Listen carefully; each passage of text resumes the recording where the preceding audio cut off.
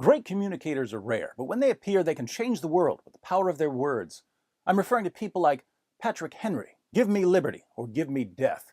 Franklin Delano Roosevelt, the only thing we have to fear is fear itself. John F. Kennedy, ask not what your country can do for you, ask what you can do for your country. Martin Luther King Jr., I have a dream. Barack Obama, if you like your current insurance, you keep that insurance. Period. At the opposite end of the spectrum, we have horrible communicators, people who can't get a point across no matter how hard they try, people who are constantly misunderstood because their message is so incredibly unclear and incoherent. If they somehow manage to inspire others to take action, it's very often the wrong action because no one understands what they've been called to do. According to my Muslim friends, the worst communicator in all of history is Allah, which is odd because throughout the Quran, Allah brags about how clear His commands are. Of course, my Muslim friends don't come right out and say Allah is the worst communicator ever, but they show they believe this by relentlessly insisting that Allah rarely means what He says, and that He frequently means the exact opposite of what He says. For instance, in Surah 4, verse 34 of the Quran, Allah tells Muslim men, if you fear disobedience or rebellion from your wives, warn them, banish them to separate beds, and beat them until they obey you. What does Allah mean by beat them? Well, my Muslim friends assure me that when Allah says, beat them, He only means tap them lightly on the shoulder with a toothbrush as a symbol of your displeasure. Unfortunately, when Allah tried to say, tap them lightly with a toothbrush, all that came out was beat them, a minor verbal blunder that led to endless misery for millions of women. In Surah 5, verse 51, Allah commands Muslims, do not take the Jews and the Christians for friends, they are friends of each other. But when He says don't take them for friends, He actually means make as many Jewish and Christian friends as possible because Islam is a religion of interfaith harmony.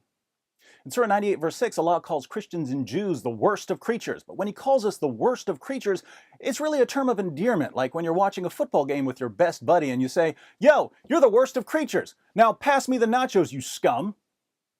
Surah 9, verse 5, Allah declares, when the sacred months have passed, slay the idolaters wherever you find them. But slay, in Allah's bizarre terminology, means hug.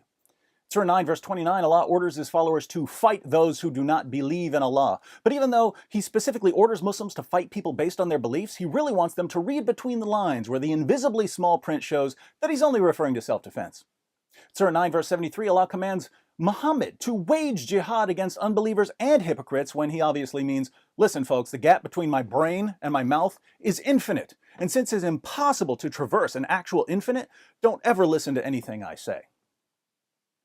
Oddly enough, Allah's ability to speak clearly is inversely proportional to the number of jihadists who are ready to kill for Muhammad. When Muhammad's outnumbered and can't hope to subjugate the unbelievers, Allah remembers to take His lucidity meds so He can say all the peaceful things He really wants to say, like, there is no compulsion in religion. But as soon as Muhammad wins the hearts of a few thousand bloodthirsty, sex-crazed jihadists shrieking Allahu Akbar, Allah gets so excited that He forgets to renew His prescription, resulting in some of history's most epic rants about slaughtering infidels and raping their wives and daughters. I confess, Muslims are making me feel sorry for poor Allah. Here He is bragging about how clear His book is, when, according to His followers, it's not clear at all. It's like someone bragging about what a great singer he is. Then he goes on American Idol and the judges tell him that he sounds like a cat trying to climb out of a pool by clawing its way up a chalkboard. So here's westernized Islamic theology in a nutshell. Allah is basically a good guy. He means well, he tries, but He has a little problem. No matter how hard he practices his vocabulary and syntax and grammar, he just can't manage to say what He means. He wants to say nice things, but he gets all tongue-tied and the words won't come out right. Allah has a speech impediment, perhaps dysphagia or some sort of cosmic Tourette syndrome. So when He wants to say, be kind to everyone, he fumbles over his words and blurts out, only be merciful towards fellow Muslims. He tries desperately to say, live in peace whenever possible, but his vocal cords malfunction and all that comes out is, be not weary and faint-hearted, crying for peace when you should be uppermost. He spends all eternity trying to put together the simple sentence, I love everyone.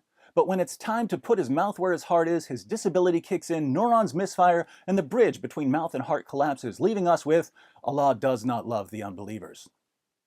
This Walt Disney version of Islam, so familiar to us in the West, is a tragic tale of a stuttering, stammering, feeble deity who's lost control of his faculties and is forced by his own incompetence to sit back and watch helplessly as 270 million people die in His name, until after nearly 14 centuries of endless bloodshed, He's finally rescued by His American followers, who rarely have a clue what He's commanded, and even when they do, know not to take what He says too seriously.